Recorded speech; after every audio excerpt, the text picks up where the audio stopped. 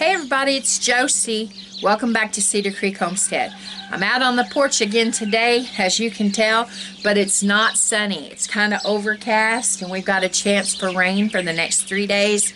Not a washout, but a little bit of a chance. And it's 53 degrees. I'm about to freeze. But because it's been so sunny and so warm, and in fact we had several days that got up to 80 and the humidity was high, and now it's back in the 50s. The next 3 days, I think it's supposed to get up into like 62 or 63 today. Next 3 days is supposed to be in the 60s before it gets up into the like 71 or 72 Thursday and Friday. And I heard the weatherman say last night this week is just going to be really hard, a really big struggle for us to get up to normal temperatures, what they should be this time of year. So anyway, we're having a little bit, it's not a freeze, we don't have any chance of that, but it is chilly. We're back into our jackets again, and I hope everyone had a good and blessed Mother's Day weekend, and all of you ladies out there that have ever taken care of children, even if they weren't your birth children. You mothered them, and happy Mother's Day to you as well. Aunts, cousins, grannies, sisters. You know, sisters have stepped in to help with their nieces and nephews. And there's been church mothers. I've had so many church mamas that have been such good ladies and been good to me and been good examples to me in my Christian walk, and just growing up to be I hope a good woman. And happy Mother's Day to you. I hope you had a blessed weekend. I certainly did. My children got me a rooster planter to plant some flowers in. Now I have an excuse to go get something to put in them. One of my friends, Facebook friends on my Cedar Creek Homestead page, she suggested hen and chicks, and so I think I'll go get some hen and chicks and put in that rooster planter, and I love it. I've got a collection of several different rooster planters that one my precious grandpa made, and it's actually just a rooster statue. And then Tex and Terry gave me a rooster planter, and my sweet Howie has given me 2 different rooster planters. So I'm excited. I've had a great weekend. I've got to visit with family. Howie's sister and her daughter Tina and Brian came in from Missouri, and we went and my nephew Brock, Howie's nephew, Nada's son, graduated from high school. He was a valedictorian. We're proud of him. He done exceptionally well. And then yesterday we celebrated Mother's Day, and our family has a tradition of going out to eat at this one particular restaurant in Muskogee. And as I was leaving the restaurant, this precious little lady come up to me, and she called me by name. And I thought I had forgotten another person. I'm getting terrible about that, you guys. People that I've known, their name just escapes me. My pastor says it won't get any better. But anyway, I thought, oh, and she introduced herself, and she is a subscriber. And she had mentioned before that she lived in Muskogee, and that sometime we needed to go out to eat lunch. We both went out to eat yesterday. We just didn't go out to eat together, but I got to meet her, and she's a precious lady. And so that happened, and we visited with Howie, one of Howie's other sisters, Johnny. He has 3 sisters, so I got to see all 3 of his sisters yesterday. His brother Brian and Brian's wife Shannon. We didn't get to see them, and we hated that we missed them. But anyway, we all went to eat, and with the nieces and nephews, and of course Blade and Cheyenne were there, and then afterwards Howie's sisters surprised me. Just a minute. We're among friends, right? Well, Howie and I had a tradition that we did on Mother's Day. Used to, Blade went with us, but as he got older, he thought it was too, I guess, too sissy to go with us. But after we all would eat with family members and we all split off and went our different directions, Howie would take me to Lowe's, and we would go to the flowers, the lawn and garden, and I got to pick out flowers. And most of the time I tried to make sure that I got perennials so that they would come back the next year. Flowers and shrubs and stuff like that. And the reason we did that, number one, because he knew I loved flowers. And two, because this was, when we moved here, the house that we moved in here, it's a double wide. This was part of the cow pasture. And so when we first had our house set up and you would come out the back door, there was the electric pole and then an electric fence, and then right on the other side of the electric fence, that started the cow pasture. So I didn't have a backyard. It was right into the cow pasture you went if you stepped out the back door the wrong way. And so what we've done is plant trees and bushes and shrubs and try to make our yard. So it was a tradition to go every year to Lowe's, and of course this year, the plans were going to be different, and I was okay with that. But Howie's sisters surprised me, and they took me to Lowe's after we ate with the intentions of getting me a bird bath, something to set in the yard, that would be, a reminder, something to enjoy. But their selection was not so good. And we ended up getting an arbor, or a trellis really, to go on the rose bush that Howie bought me for Valentine's Day last year. And it's not a climbing rose, but the trellis will kind of help it, support it some and help lift it up so the bottom canes are not necessarily down on the ground. I think it'll be really pretty. And they also got me a shepherd's hook that has 3 hooks on it for hanging baskets, and I'm excited about that. And when I get those set up, I'll definitely show them to you. And then we came back, or they got me some plants to go with it too.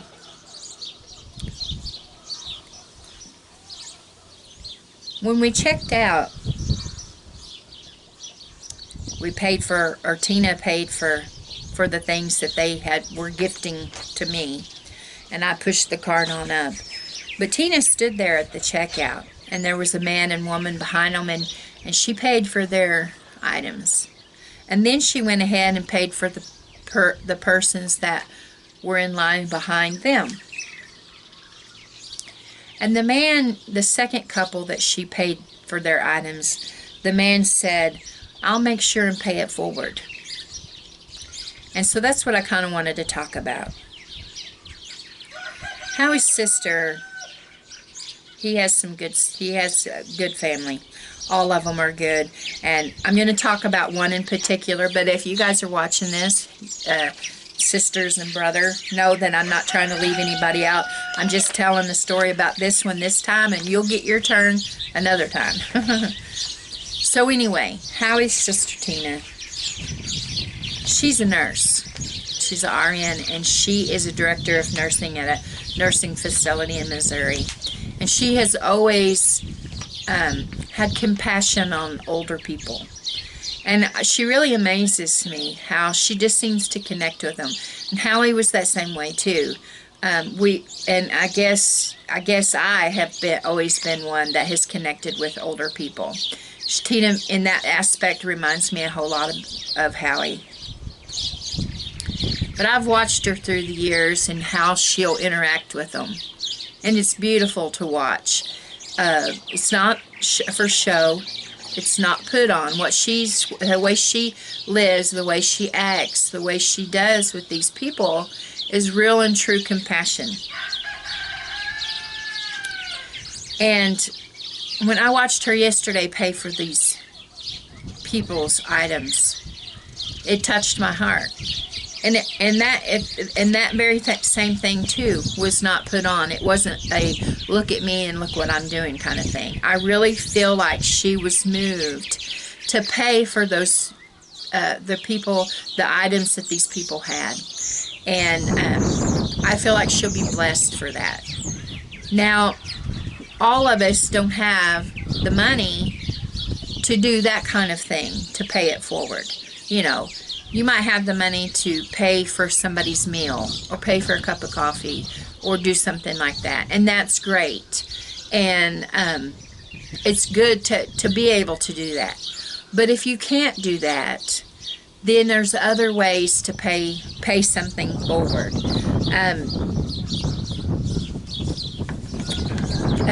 Tina reminds me, and we've already talked about that this story on this channel before. She reminds me of the Good Samaritan and how the Good Samaritan would be. And I think that we need to look for opportunities to be that way in our own personal lives with people that are around us. That we need to look for opportunities to pay it forward for other individuals. Maybe it's just lightening their load. Maybe you see in church that some young mother is having problems with juggling a newborn and a toddler, and you can tell that she's extremely tired. And maybe you just offer to help hold one of her babies. Maybe you make sure that you get the door for somebody that has a cart full of groceries or something, and they're trying, you know how you'll run into a door. I do this at Atwoods. Atwoods, I don't know if you have Atwoods in your area, but Atwoods doesn't have the automatic doors for when you're going out with your shopping cart. So if you have a cart full of feed or whatever, it's hard to push the cart and also open the door. And sometimes you just have to kind of hit the door with your cart and push it on through. But I have had some very kind persons before hold the door open for me. Now, that sounds silly because you're like, that's not really paying it forward, but it is, because you're being an example to other people. Having kind words for people, putting your hand on their shoulder and saying, hey, I'm praying for you. I'm thinking about you. We went to graduation Saturday night. And there was different ones that when they came through, they did that for me. They asked me how I was doing. And they're still offering to come and help me. And I appreciate that. I appreciate it so very much. And I assure you that sticks in your brain, in your memory, and it sticks in your heart. And you want to pay it forward, and you want to be that. It drives you to be a better person for other people.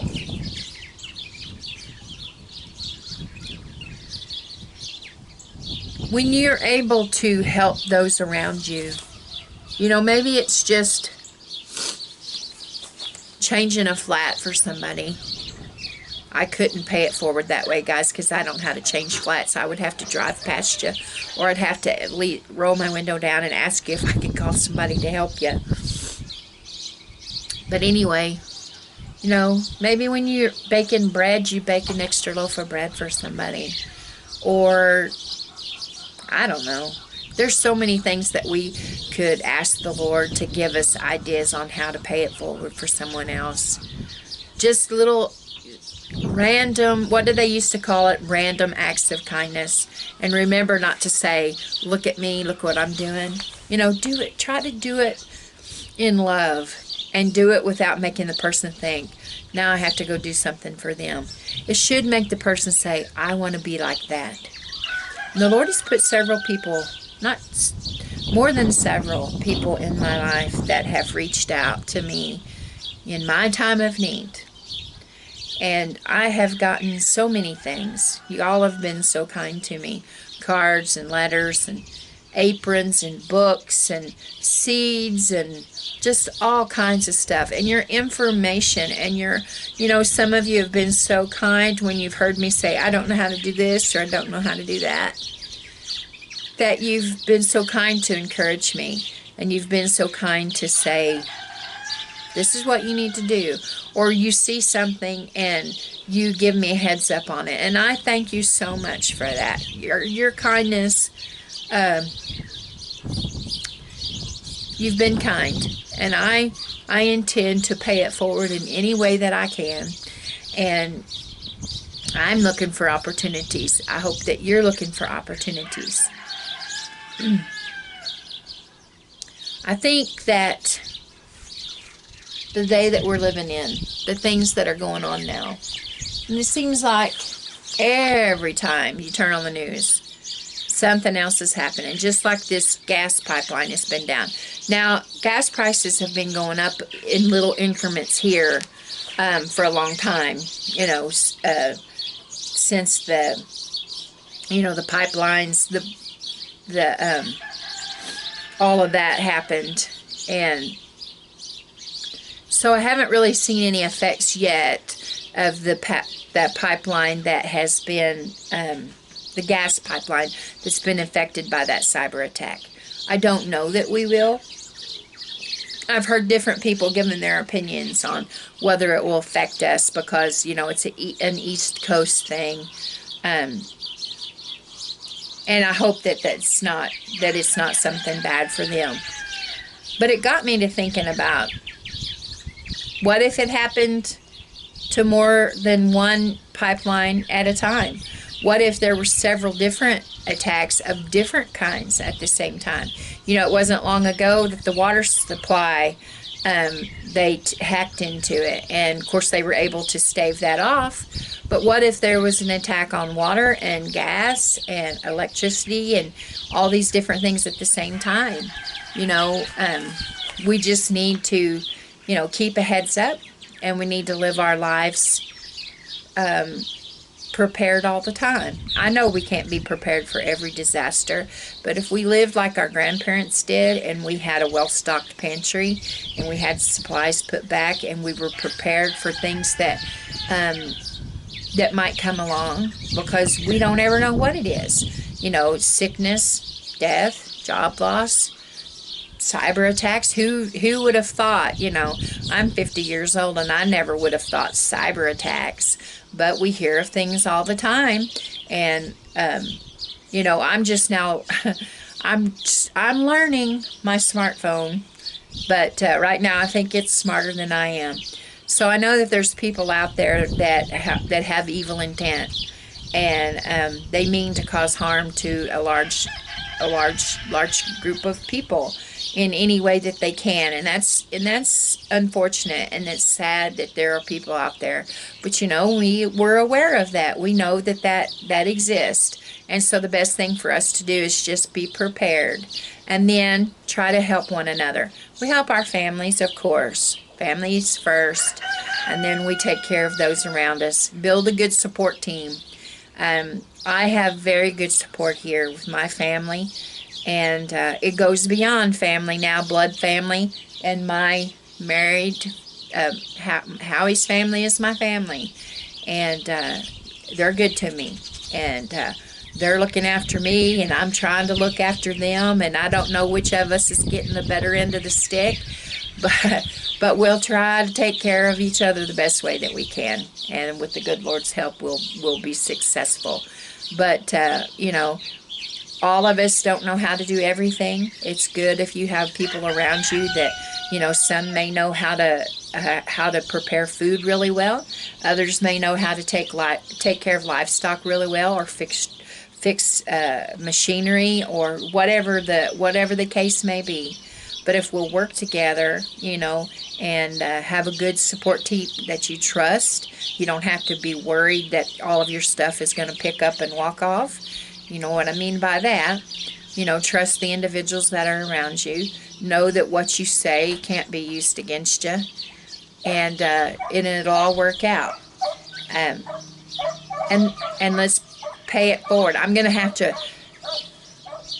I don't know how bad Howie's little doggies are going to come through on the camera, but they have discovered some rabbits right out here, so you're going to hear them barking, and forgive me for that. They are living living the life right now. They're so happy, and bless their little hearts.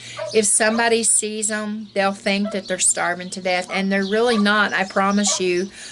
They come home to eat and to sleep, and if they can, they usually figure out how to get past me and get out of their pens. I try to keep them up so that they can be warm and well fed, and they love to hunt. And so now they've got used to coming home. Howie could say pen, and they would get in the pen.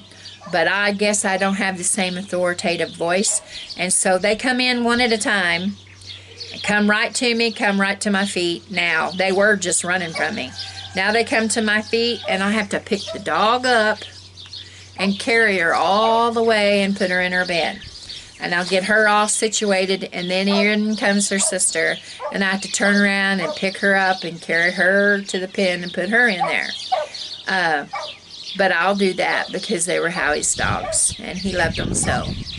So anyway, pardon the barking. They're on a rabbit over here, but life is good, and you know, keep stocking because you see the prices are going up.